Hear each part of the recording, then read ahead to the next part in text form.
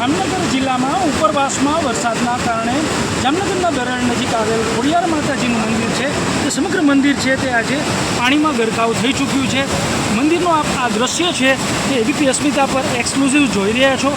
ખાસ કરીને મંદિરમાંથી અંદરથી પાણીનો પ્રવાહ છે તે બહાર આવી રહ્યો છે અને આસપાસ પણ જે રંગમતી નાગમતી નદી પસાર થઈ રહી છે તેમાંથી પાણીનો પ્રવાહ છે તે અહીંયા જોવા મળી રહ્યો છે. અત્યારના જે રીતે મંદિરનો આ નજારો છે તેને જોવા માટે અહીંયા કેટલાય લોકો છે તે ખાસ કરીને દરણ નજીક જે ખોડિયાર માતાજીનું મંદિર છે ત્યાં આવી પહોંચ્યા છે.